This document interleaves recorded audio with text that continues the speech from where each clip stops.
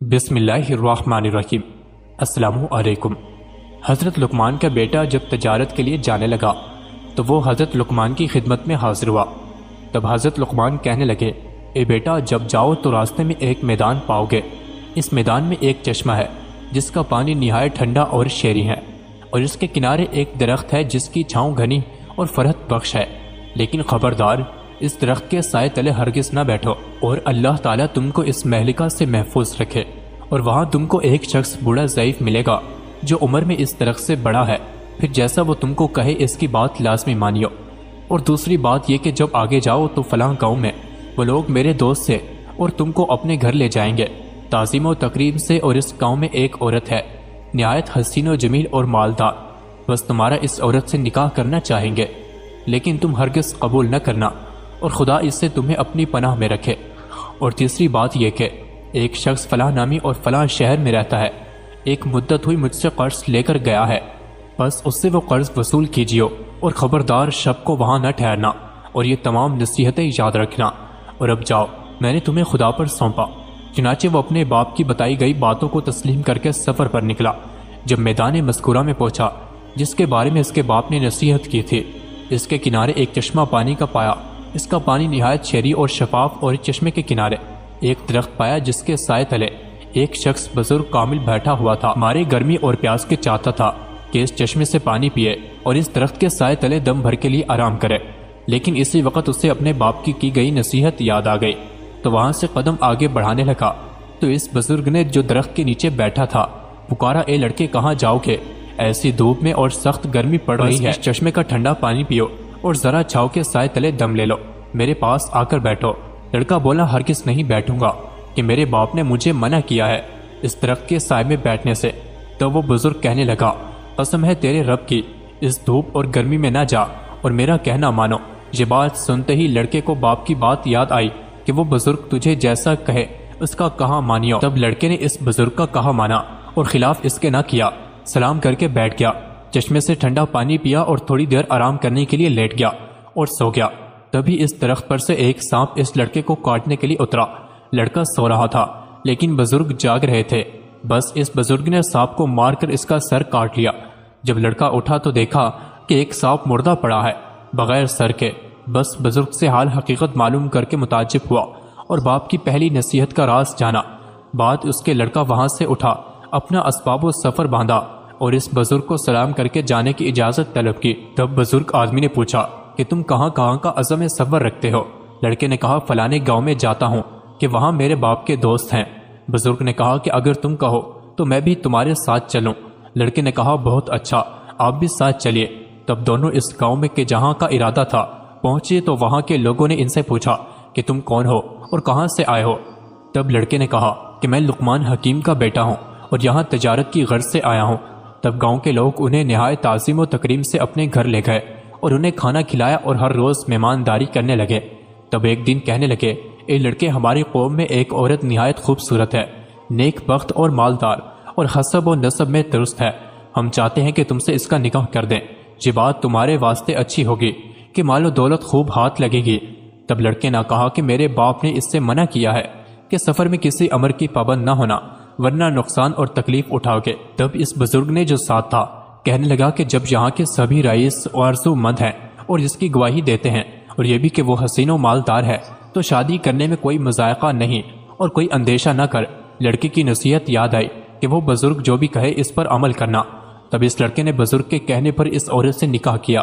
تب ایک شخص اس قوم کے لڑکے کے پاس آیا اور کہنے لگا کہ میں حضرت لقمان کی بہت عزم و تکریم کرتا ہے، اس سبب سے تمہارا بھی خیر خواہ ہوں۔ تم نے ناحق اس عورت سے نکاح کیا، وہ بہت بری ہے اور قبل تم سے اپنے 9 شوہروں کو اپنی خلوت گاہ میں مار چکی ہے، بس اب تم کو بھی مار ڈالے گی۔ اگر تم بھلا چاہتے ہو تو کسی حلیے بہانے سے یہاں سے نکل جاؤ۔ تب لڑکا اس شخص کی باتیں سن کر ڈرا اور پچھتانے لگا۔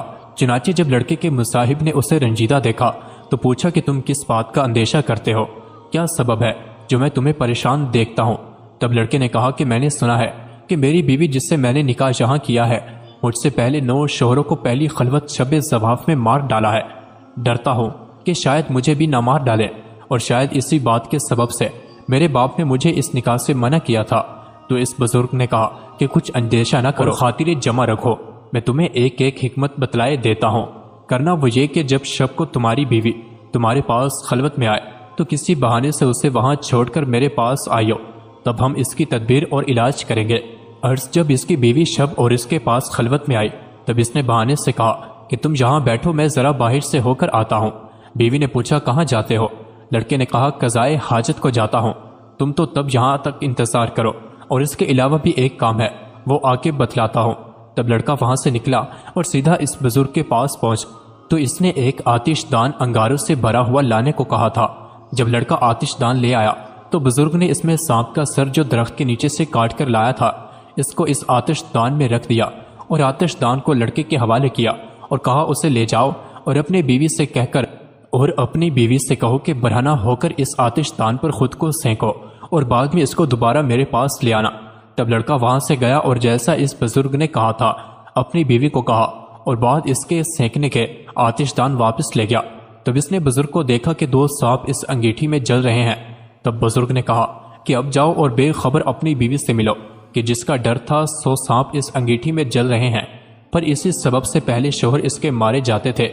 چنانچہ حضرت لقمان کا بیٹا تمام شب اپنی بیوی کے پاس رہا اور فجر کو باہر آیا اور اہل قریہ تمام ماجرا سن کر متعجب ہوئے اور پسر لقمان کے بچ جانے سے خوشی بھی ہوئی۔ اس کے بعد حضرت لقمان کے بیٹے نے ارادہ کیا کہ اپنے باپ کی قرض دار کے پاس جا کر قرض وصول کرے۔ تب اس نے بزرگ سے کہا کہ فلاں گاؤں میں ایک شخص کے پاس میرے باپ کا روپیہ ہے، سو میں چاہتا ہوں کہ جا کر اسے وصول کروں۔ تب اس بزرگ نے کہا کہ میں بھی تمہارے ساتھ چلوں گا۔ تب دونوں آدمی اس شخص کے پاس چلے گئے۔ وہاں کے لوگوں سے اس کے بارے میں پوچھا تو لوگوں نے کہا کہ وہ شخص تو بڑا فسادی اور دغا باز ہے، بس تم ناحق یا اپنی جان گنوانے کے واسطے آ گئے ہو، سو تمہارے حق میں بہتر ہے یہاں سے چلے جاؤ۔ اور وہ دغا باز آدمی کسی کا روپیہ لے کر واپس نہیں کرتا۔ لیکن ان دونوں نے لوگوں کی بات نہ مانی اور وہاں سے اس شخص کے پاس پہنچے، اور بعد السلام کے لڑکے نے کہا کہ میں حکیم لقمان کا بیٹا ہوں اور اپنے والد کا قرض وصول کرنے کو آیا ہوں۔ تب اس نے کہا کہ بہت اچھا، ہمارے بزرگ زیادہ ہیں تو آج کی رات مہمان نوازی کا شرف بخشیے، صبح کو حساب کتاب کر کے جو روپیہ بنتا ہو سو واپس کر دوں گا۔ لڑکے نے میرے باپ کا حکم نہیں کہ شب کو یہاں ٹھہرو۔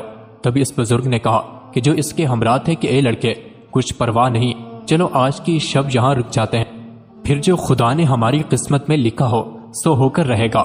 چنانچہ اس بزرگ کے کہنے پر کہ اس کی کرامت سے بھی پسر لقمان آگاہ تھے اور باپ کا حکم اور نصیحت بھی تھی کہ اپنے ساتھ والے بزرگ کی بات مانیو، تب اس سبب سے دونوں شب کو اس دغا باز شخص کے مکان پر رہ گئے۔ جبکہ کھانے وغیرہ سے فارغ ہو چکے تو ان دونوں کو لب دریائے بنائی گئی ایک مکان پر لیا۔ وہ مکان اس طرح سے بنایا تھا کہ جو کوئی اس میں سو جاتا دریا کی لہریں آ کر اسے ڈبو دیتی۔ ان دونوں کو اس مکان میں ٹھہرنے کو کہا۔ چنانچہ پسر لقمان بزرگ جاگتے رہے۔ جب آدھی رات کا وقت ہوا تو موجیں چڑھنے لگی، پانی مکان پر چڑھ گیا۔ تب بزرگ نے لڑکے کو نیند سے بیدار کیا اور وہاں سے اٹھ کر اوپر بالا خانے پر کہ جہاں اس دغا باز آدمی کے بیٹے سو رہے تھے وہاں تشریف لے گئے۔ وہاں سے اس کے بیٹوں کو تخت سمیت اٹھایا اور نیچے اپنی والی جگہ پر سلا دیا اور خود اوپر ان کی جگہ پر سو گئے۔ جب فجر کے وقت وہ شخص آیا اور دیکھتا ہے کہ دونوں اوپر والے طبق میں اس کے بیٹوں کی جگہ سو رہے ہیں اور اپنے بیٹے نیچے مکان میں ان کی جگہ پانی میں مردہ پڑے ہیں، تب پکار کر کہنے لگا کہ افسوس سدا افسوس، میں نے تمہارے واسطے یہ فریب کیا تھا کہ تم کو مار ڈالوں، یہ میں اپنے فریب میں آپ ہلاک ہوا، میرے سب بیٹے مارے گئے۔ تب دونوں نے کہا کہ جو کسی کے لیے بدی کرتا ہے سو در حقیقت اپنے لیے کرتا ہے۔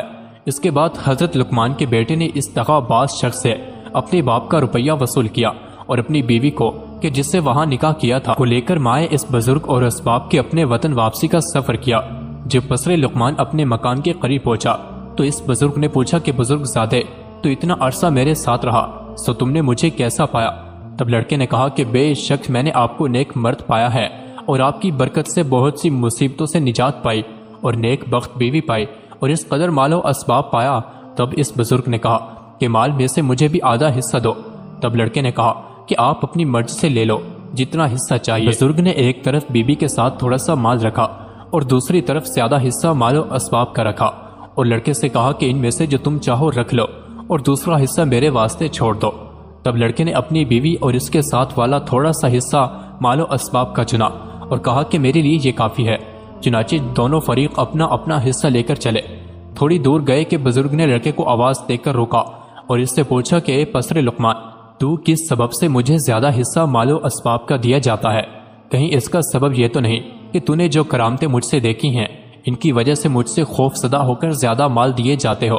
لڑکے نے کہا کہ ایسا بالکل نہیں، بلکہ یہ تو اس سبب سے ہے کہ میں نے آپ کی برکت سے جو نفع اٹھایا اور مصیبتوں اور مشکلوں سے رہائی پائی، سو اس سب کے سب خوش ہو کر آپ کو یہ سب اپنی خوشی اور مرضی سے دیے جاتا ہوں۔ بزرگ نے کہا کہ لڑکے، تمہاری نیک نئی کے اور اعلیٰ ظرفی اور اعلیٰ اخلاق سے میں بہت خوش ہوں، اور یہ سب مال و اسباب بھی تم ہی لیتے جاؤ، بھلا ہمارا اس دنیاوی مال و اسباب سے کیا کام؟